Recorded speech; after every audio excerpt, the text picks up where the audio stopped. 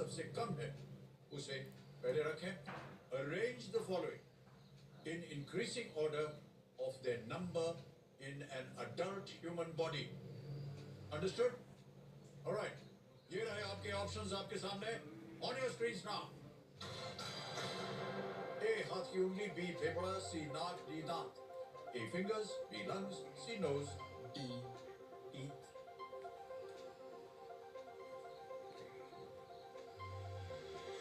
समय समाप्त हो गया। आइए देखते हैं सबसे पहले सही क्रम क्या होना चाहिए इस प्रश्न का।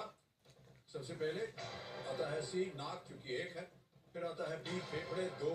फिर आता है ए हाथ की उंगलियां 10 और अंत में डी दांत तकरीबन 32 तक। ये है सही क्रम सी बी ए डी। देखते हैं किन किन लोगों ने सी बी ए डी में उत्तर दिया। केवल 2 ने, और सबसे तेज दीक्षा कुमारी।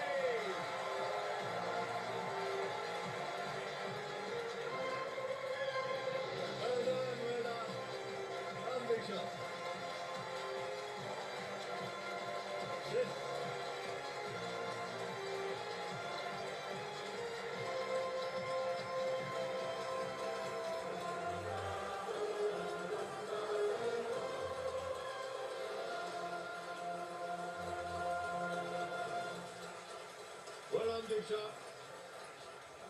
Well played. No time for crying now. Wipe your tears. Come on. Yeah. Thanks. Take some tissue.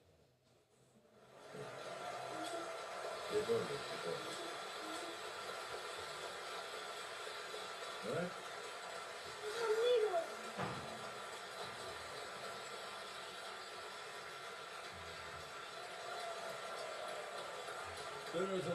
मेरे सामने हॉट सीट पर आ गई हैं अपने इमोशंस को कंट्रोल में करते हुए दीक्षा कुमारी जी। ये सुखी गांव मधुबनी बिहार से हैं। इनकी उम्र है 14 वर्ष और ये 8th स्टैंडर्ड ये छात्रा है। दीक्षा जी बहुत बहुत बधाई आपको। एक बार फिर तालियों के साथ हम आपका स्वागत करते हैं।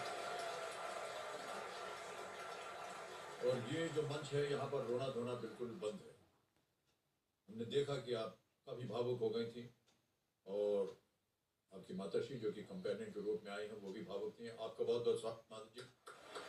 और आप अपने साथ अपने पिताजी को भी लाए हैं, उनका भी बहुत बहुत स्वागत। और आपके बड़े भाई साहब हैं वो भी यहाँ पर हैं। मधुबनी बहुत सुंदर जगह, बहुत ही प्रचलित जगह। वहाँ की जो कलाकारी है, मधुबनी पेंटिंग जो है वो बहुत प्रचलित है विश्व भर में।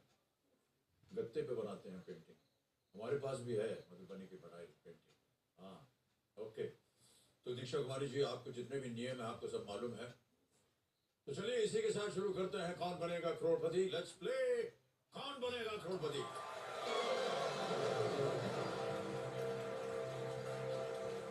दीक्षा कुमारी जी पहला प्रश्न आ रहा है। 1000 पॉइंट्स मिलेंगे इसके लिए। पहला प्रश्न ये रहा आपके सामने।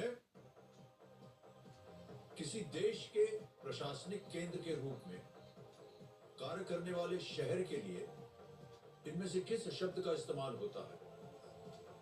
Which of these is a word for a city that functions as the administrative center of a country?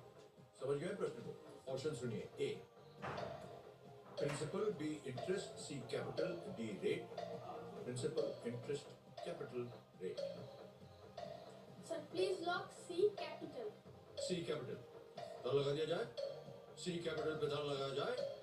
बिल्कुल सही जवाब दिया है आपने। ऑलराइट, पहला प्रश्न हो गया। दूसरा प्रश्न आएगा अब आपके सामने। मूल्य है इसका 2000 पॉइंट्स। ये रहा आपके सामने दीक्षा। इनमें से किस सरीसृप के बाद सीढ़ी शब्द जोड़ने पर एक बोर्ड गेम का नाम बन जाएगा? By adding the word सीढ़ी after which of these reptiles can the name of a board game be made? समझ गए प्रश्न को? ऑप्शन देता हूं। ए सांप, बी कछुआ, सी छिपकली या डी मगरमच्छ। Sir, please lock A सांप। ए सांप। ताला लगा दिया जाए। बिल्कुल सही जवाब दिया आपने।